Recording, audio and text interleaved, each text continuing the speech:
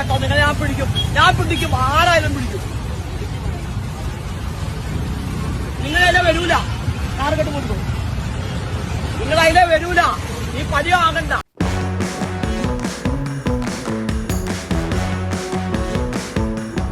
Hello guys, welcome back to another video. അപ്പോൾ പ്രഭാവതി അമ്മ, ഈ അമ്മയെ അറിയാത്തവർ ഉണ്ടോ എന്ന് എനിക്ക് സംശയമാണ്. കാരണം സോഷ്യൽ മീഡിയയിൽ ഇപ്പോൾ നിറഞ്ഞു നിൽക്കുന്നത് ഈ അമ്മയാണ്. എങ്ങനെയാ ഈ അമ്മ വൈറലായത്? ഫുട്പാത്തിലൂടെ ഒരു ബൈക്ക് വരുന്നു, പ്രഭാവതി അമ്മ ബൈക്കുകാരനെ തടഞ്ഞു നിർത്തുന്നു, ഇതിലെ പോകാൻ കഴിയില്ല, ബൈക്കിനെ തിരിച്ചു വിടുന്നു. ഈ വീഡിയോ സമൂഹ മാധ്യമങ്ങളിലൊക്കെ തന്നെ വൈറലാകുകയും ലക്ഷക്കണക്കിന് ആളുകളാണ് ഈ ഒരു വീഡിയോ കണ്ടത്. അഫ്ലു സ്റ്റോറീസ് എന്ന ഇൻസ്റ്റാ പേജിലാണ് ഈ ഒരു വീഡിയോ ആദ്യമായിട്ട് വരുന്നത്. 35.5 മില്യൺ ആളുകൾ നിലവിൽ ഈ ഒരു വീഡിയോ കണ്ടിട്ടുണ്ട്. എന്തായാലും നമുക്ക് പ്രഭാവതി അമ്മയെ വൈറലാക്കിയ ആ ഒരു വീഡിയോ ഒന്ന് കണ്ടു നോക്കാം.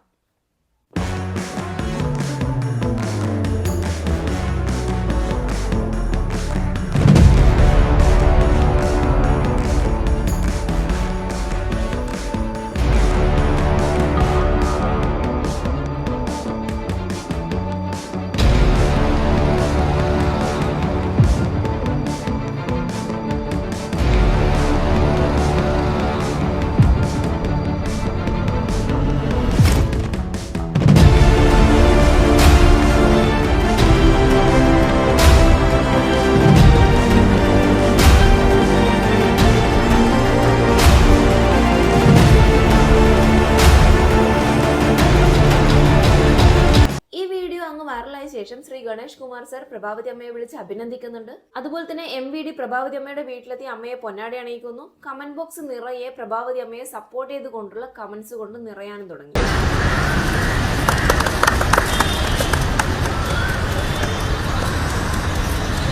എന്താവണം, ഞാൻ നമ്പറൊന്നും നോട്ട് ചെയ്തില്ല, എനിക്ക് കിട്ടാൻ പറ്റിയിട്ടില്ല.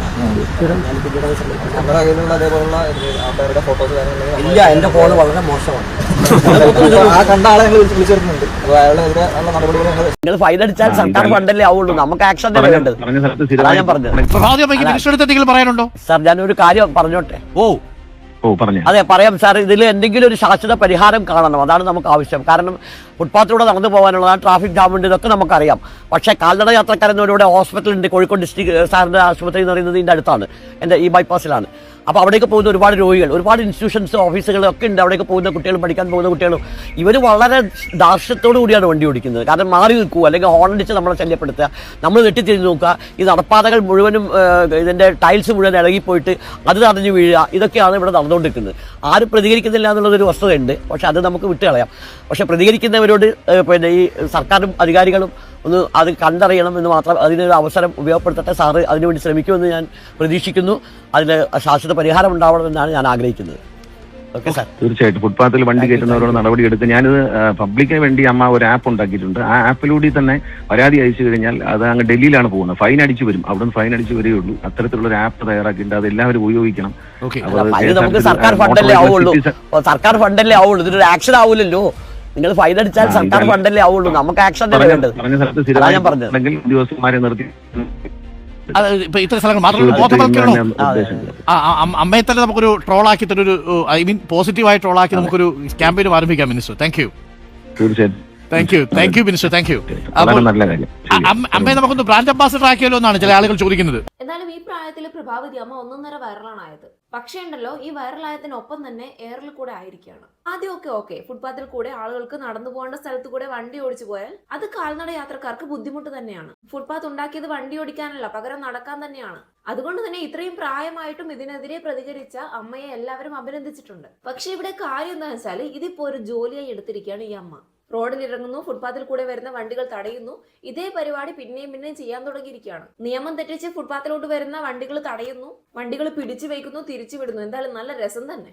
ഈ അമ്മ ഇത് പണ്ടേ ചെയ്യുന്ന പരിപാടി ആണെങ്കിൽ കൂടി ഇത് ഇത്ര പെട്ടെന്ന് ഇത്രയും വൈറലാകുമെന്നൊന്നും പുള്ളിക്കാരത്തി വിചാരിച്ചിട്ടില്ല. അതെന്തായാലും വൈറലായി. പക്ഷേ ഇതിപ്പോ പിന്നെയും ഇതേ പരിപാടി ചെയ്യുന്നത് ഒന്നുകൂടെ ഒന്ന് വൈറലാകാൻ വേണ്ടി ആണോ എന്നൊരു ഡൗട്ട്. എന്തായാലും നമുക്ക് ആ വീഡിയോ ഒന്ന് കണ്ടു നോക്കാം. അതിലെ വരാൻ കഴിഞ്ഞോ, ഞാൻ പിടിക്കും, ആരായാലും പിടിക്കും.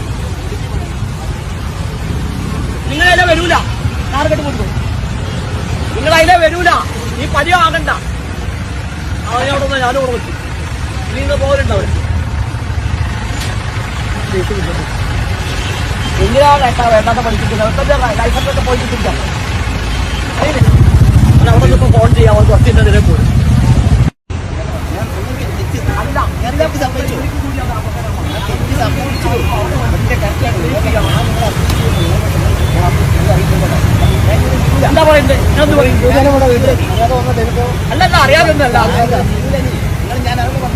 ഇതിപ്പോ ട്രാഫിക് പോലീസുകാരൊക്കെ പിന്നോട്ട് നിൽക്കേണ്ട അവസ്ഥയാണ്. ഈ അമ്മ എന്തായാലും ഇതിലോട്ട് ഇറങ്ങി തിരിച്ചിരിക്കുകയാണെന്നാണ് എനിക്ക് തോന്നുന്നത്. അല്ല ഇനിയിപ്പോ പ്രഭാവതി അമ്മ ഇതിനായിട്ട് അപ്പോയിന്റ് ചെയ്തിട്ടുണ്ടാവോ? പറഞ്ഞൂടാ. അമ്മാതിരി പെർഫോമൻസ് അല്ലേ കാഴ്ചവെക്കുന്നത്. വണ്ടി പിടിച്ചു വെക്കുക, നിയമം തെറ്റിക്കുന്ന ഒരുത്തനും അമ്മച്ചിയുടെ മുന്നിൽ കൂടെ പോവില്ല. ഈ അമ്മ ചെയ്തത് നല്ല കാര്യം തന്നെയാണ്, അല്ല എന്ന് പറയുന്നില്ല. പക്ഷെ ഒരിക്കൽ ചെയ്യുമ്പോൾ അത് കാണാൻ രസമുണ്ട്. പക്ഷേങ്കിൽ പിന്നെയും പിന്നെ റിപ്പീറ്റ് ആയിട്ട് ചെയ്യുമ്പോൾ അതൊരു വെറുപ്പിക്കൽ പോലെ.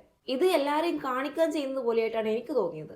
എനിക്ക് മാത്രമല്ല, ആ വീഡിയോക്ക് താഴെ വന്നിട്ടുള്ള കമന്റ് സെക്ഷൻ മുഴുവൻ അമ്മച്ചി ആദ്യം സപ്പോർട്ട് ചെയ്തവരൊക്കെ ഇപ്പൊ അമ്മച്ചി ഓവർ ആണെന്ന് പറയാണ്.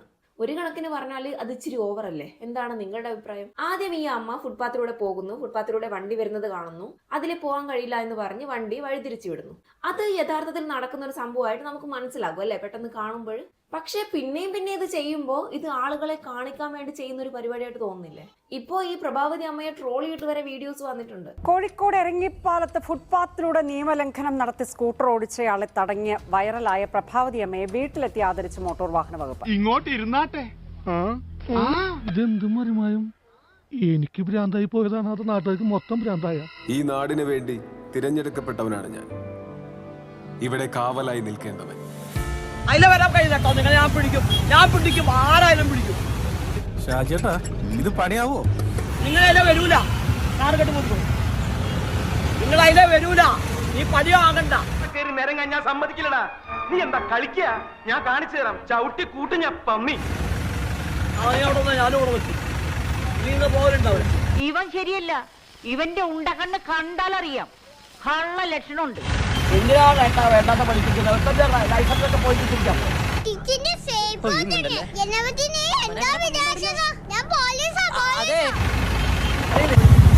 അവിടെ നിന്ന് ഫോൺ ചെയ്യാൻ കുറച്ചിട്ട് പോലും. ഇവരെ പോലുള്ള പബ്ലിക് ന്യൂസൻസുകളെ ഓൺ ദ സ്പോട്ടിൽ വെടിവെച്ച് കൊന്ന് ഇവന്റെ ഒക്കെ തല തെരുവ് നായ്ക്കൾക്ക് ഇട്ടുകൊടുക്കണം. നിങ്ങളെ പോലെയുള്ളവരാണല്ലോ ഇത് ഉണ്ടാക്കുന്നത്. നിങ്ങൾക്ക് അവിടെ വണ്ടി ഒരു സൈഡിലേക്ക് വെക്കാം, അങ്ങനെ ആരും ഒന്നും പറയില്ല.